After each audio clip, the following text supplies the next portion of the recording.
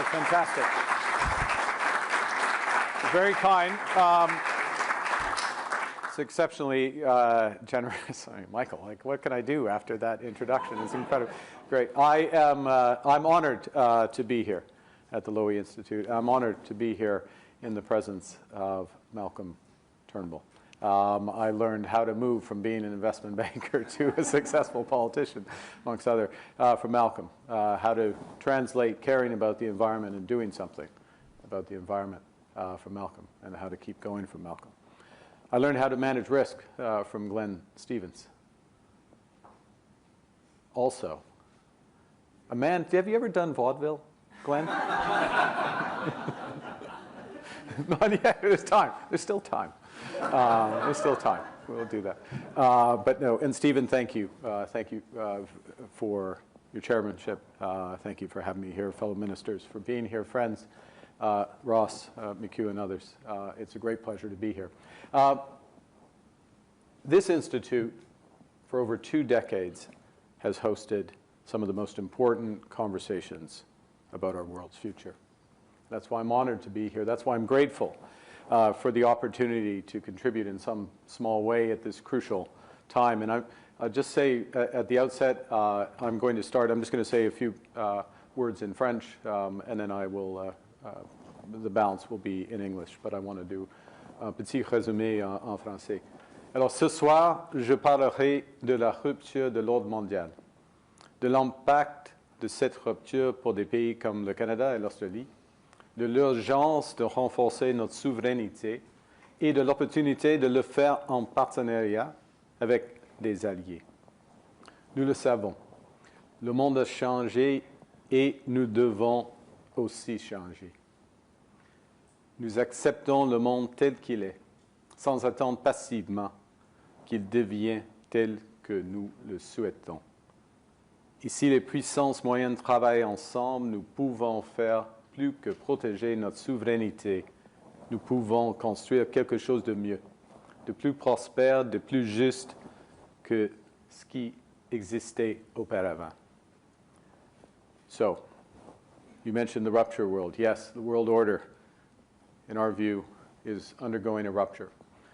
And the old norms of the rules-based international order are being erased, and that new system that will emerge ultimately is yet to be built.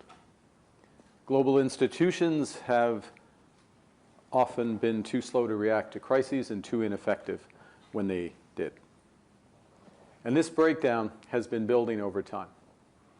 Over the past few decades, a series of crises, beginning in finance, health, energy, and geopolitics, have laid bare the risks of extreme global integration. But more recently, great powers have begun using economic integration as weapons. Tariffs as leverage, financial infrastructure as coercion, and supply chains as vulnerabilities to be exploited.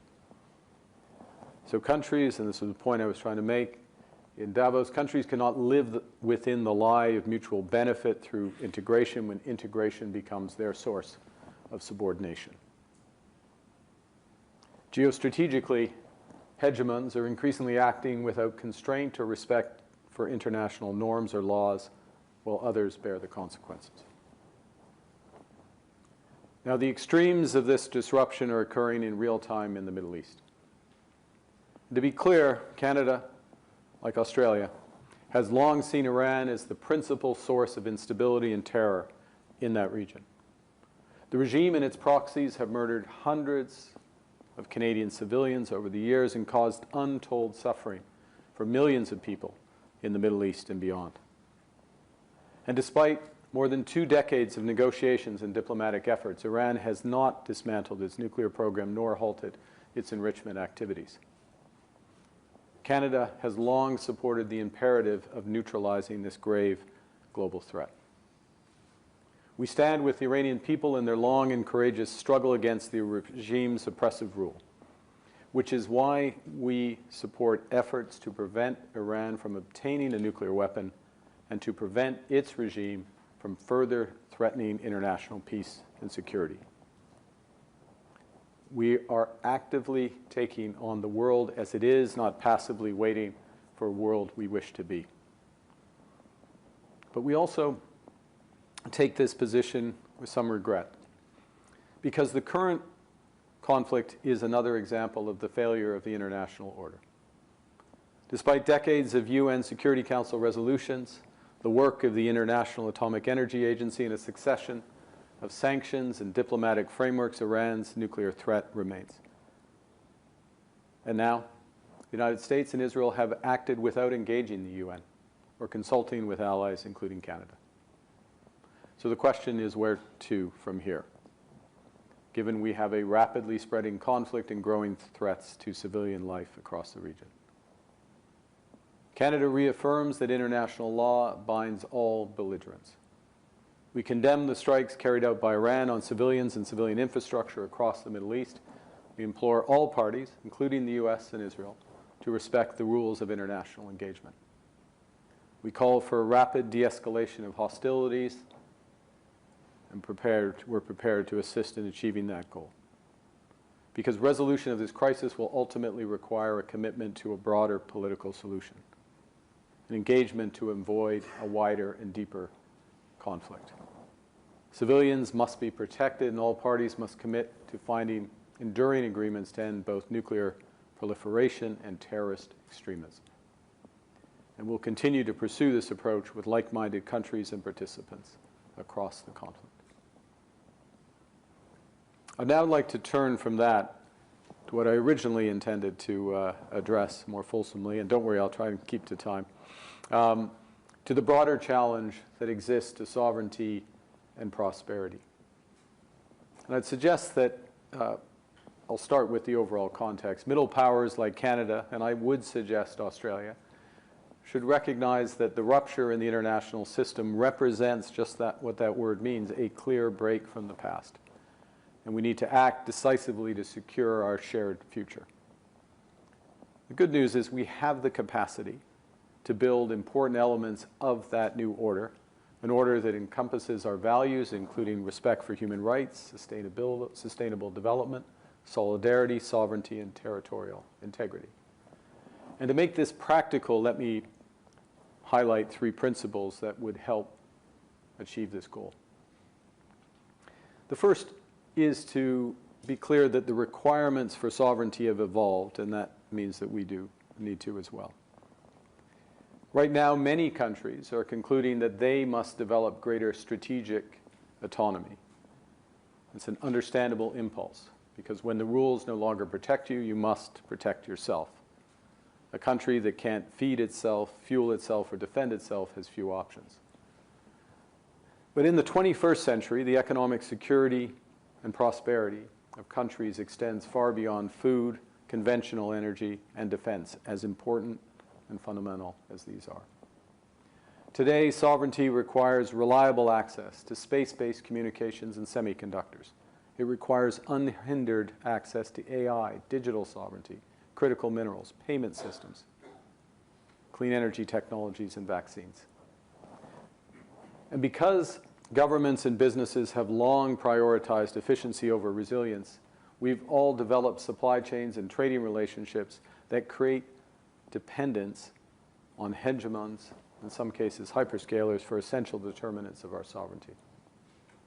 So our strategic imperative, Canada's strategic imperative, is to build sovereign capabilities and resilience in these critical sectors at home, first and foremost, but with trusted partners like Australia, to ensure that integration is never again the source of our subordination. The second point I want to make is expanding on that last, which is to build true sovereignty. It can't be achieved in isolation. It requires diversification and partnership. Canada is focused on building a dense web of connections, ad hoc coalitions that work issue by issue with partners that share enough common ground on those issues to act together. In contrast, great powers can afford to go it alone. They have the market size, the military capacity, the leverage to dictate terms. Middle powers like Canada do not. But when we only negotiate bilaterally with a hegemon, we negotiate from weakness. We accept what's offered. We compete with each other to be the most accommodating. And this isn't sovereignty, it's the performance of sovereignty. In a world of great power rivalry, countries like ours have a choice: compete with each other for favor or combine to create a third path with impact. This creates enormous opportunities for Canada and Australia to work together, at a minimum to limit risk, but really more fundamentally and positively to build and increase prosperity and build our collective sovereignty. So for example, as this room knows, Canada, like Australia, has one of the largest critical mineral reserves in the world. We're both abundant in the minerals that are most in demand and most necessary for military and economic strength. We are building, and part of the point of this visit, not this part of the visit, but the broader visit, is to build out our critical minerals alliance with Australia, creating the largest mineral reserve held by trusted democratic nations. And let's give a few figures. Together, we produce more than a third of global lithium, a third of uranium, more than 40% of iron ore. We have a combined, between these two nations, right now, $25 billion war chest to fast-track projects. Globally, we're number one and number two as the most attractive mining jurisdictions in the world. I'll give another example under the control of the Minister of National Defence, Canada's Minister of National Defence. We've just launched our first ever defence industrial strategy. We will invest $500 billion into our defense, our broader defense ecosystem over the course of the next decade. Right now, I'm going to go off script. Right now, oh no, I will. It's too late now. I have to do it. Right now, when we spend on defense, capital on defense, 70 cents of those dollars goes to the United States. You can imagine that that doesn't make sense from a risk management perspective, and it doesn't make sense when you're substantially increasing your expenditure. So a key pillar of our strategy is to build at home, and to partner with like-minded allies such as Australia. We already have one great example, which is the Arctic over-the-horizon radar that we're jointly developing based on Australia's world-leading cutting-edge technology. But many more examples can follow. And given the changing nature of warfare, that means from AI to aerospace. The point is, the nations that invest in their own capabilities across strategic sectors and partner with like-minded allies will multiply their strength to form coalitions. And they become a more effective bloc to deter aggression, protect supply chains, and realize core economic interests. So that's why we're rapidly diversifying our partnerships. That's why we've signed 20 new economic and security agreements across 4 continents in the last 11 months. It's why we were the first non-EU country to join the Safe Defence Procurement Program in Europe. And it's why we're working with Australia to build a bridge between the Trans-Pacific Partnership, thanks to Malcolm, creation, build a bridge between the TPP and the European Union. If we're successful, we'll create a new trading bloc of 1.5 billion people. Now, Australia understands well the value of coalitions. Your regional partnerships, including AUKUS and the Quad, our critical minerals alliance through the G7, which Australia is a part of, multiply Australia's power and overall effectiveness. My final point is that middle powers working together can not only build true sovereignty, we can also help, underscore help, shape the next global order. Australia and Canada can't compel like the great powers, but we can convene. We can set the agenda, shape the rules, and organize and build capacity through coalitions that deliver results at speed and global scale. Because we have 2 advantages. It's clearer every day. We have 2 advantages that the hegemons lack. The first is legitimacy, and the second is trust. Australia and Canada have built this up over a century. We respect our commitments. When we sign deals, we honor them. When we join multilateral efforts, we multiply their impact. Other countries know we mean what we say and value our partnership. Contrast, the hegemons can compel, but that comes with costs, both reputational and financial. Change through compulsion doesn't last. By contrast, using trust to convene like-minded nations working together creates lasting change and stronger new institutions and systems. Middle powers have more power than many realize. Europe, Australia, Canada, Japan, South Korea. This coalition has a GDP larger than the United States, 3 times the trade flows of China, the largest research and development spend in the world, 62 of the world's top 100 universities, and the largest source of cultural exports globally. If we work together in a variable geometry, in other words, different coalitions for different issues, we can do more than protect our sovereignty.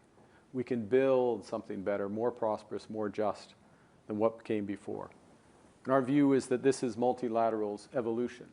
It's renewing the international order through new institutions with new capacities, setting the agenda, convening, building a better world. Not all at once, but one issue, one strategic sector, one coalition at a time.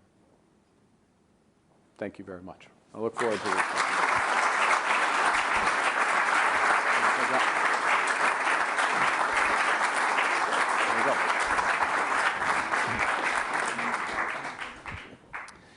PM, thank you for those very thoughtful remarks. Thanks for agreeing to take my questions. I want to come to, I'd like to have a really broad-ranging conversation, talk about America, China, Europe, middle powers, but I do want to start with the Middle East as you did.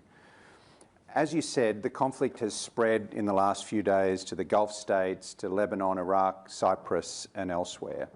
Western countries have reacted in a number of different